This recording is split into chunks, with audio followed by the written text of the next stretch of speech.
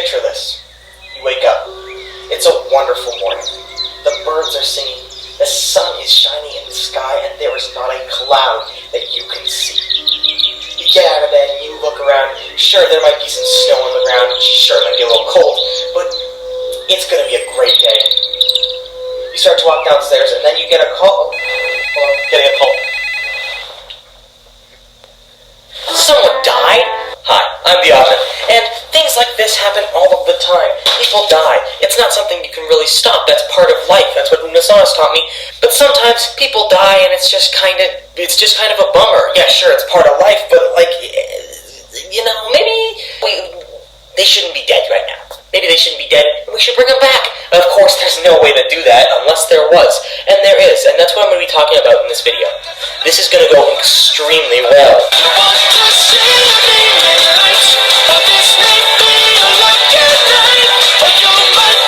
Now, I won't lie. The way we're doing this, like the experiments that we're going to be conducting today to bring people back, they haven't been exactly tested.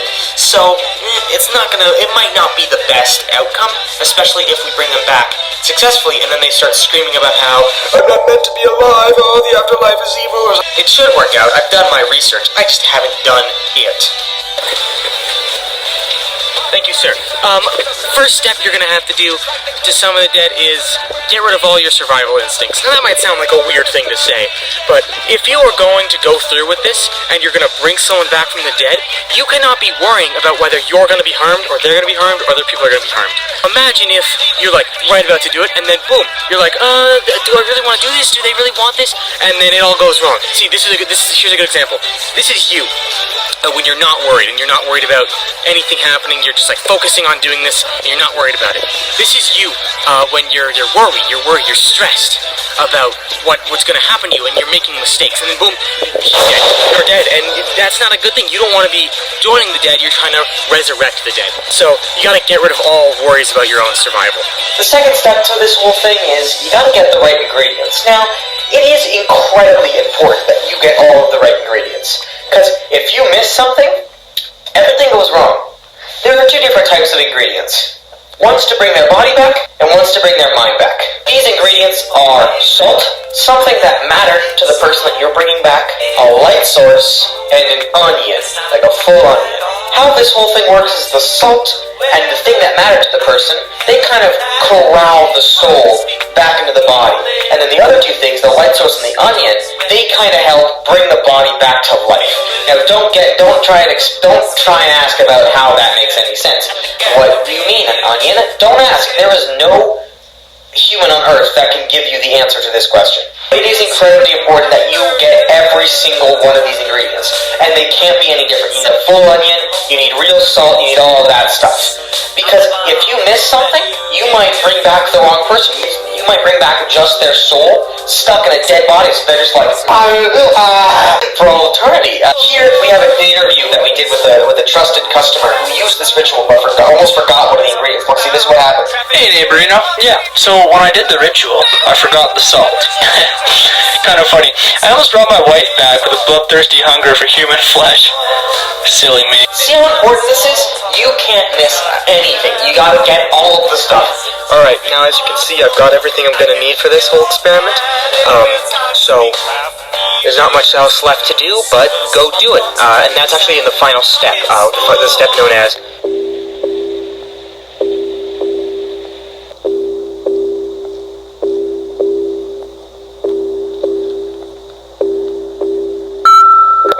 to the final step of the ritual, actually doing the ritual.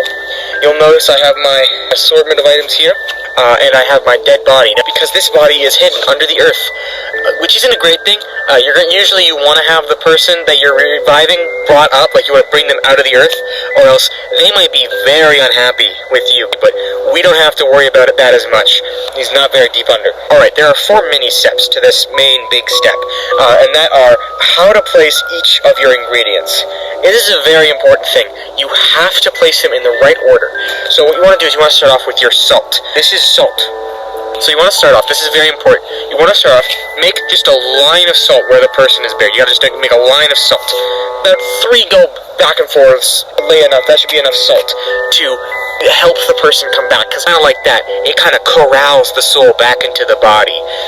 Then you're going to want to place your onion right on the salt there. That's going to help. It helps bring the body back to life. Now, once again, do not ask me how that works. There's nothing that will help you understand. Nothing will help you understand, but it just helps, okay? It just helps. Once you have your onion firmly placed right in the center of the stripes of salt you did, you want to take your thing that meant a lot to the person. This is a whale. It meant more than anything to the person that is under the earth. Don't worry about it. This meant a lot, and so it's gonna be the thing that attracts their specific soul back from the dead. That's like saying, hey, Satan, get in this corpse that I have. That's the bad thing. You don't want to do that, because that's how everyone dies. Being here will attract their specific soul right to this location. Next, your light source. You're going to want to place that. This might seem strange, but you're going to want to place it under the onion now. You have to wait until after you put the onion and the object down, because this light is another thing that helps bring the body back to life. And now, all you have to do, the final step, is add a tiny dash of salt. Like, where's the salt? Boom. Only that much. That completes it. Under the earth right now, something's happening. A man is being brought back from the dead. This process does take several hours. I should have said that. I'm gonna I don't want to stay here all night. I'm gonna go. I'm gonna go. I'll be back later though.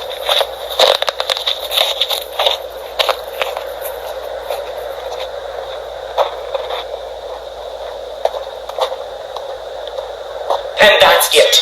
If you have followed every single step perfectly, if you've used every ingredient that we said, all the ingredients I said use, including the onion, and it cannot be cut in half or else everything will get dire consequences. If you did everything perfectly fine, setting up everything right, then in just a couple hours your friend will be back banging at your door, asking, very confused, because I don't know, family member, not just friend, I don't really know how long they've been dead for, but they might just be really confused and be like, what's going on? Just explain them some stuff.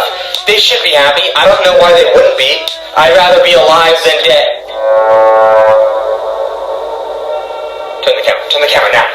Dave, oh man, Dave.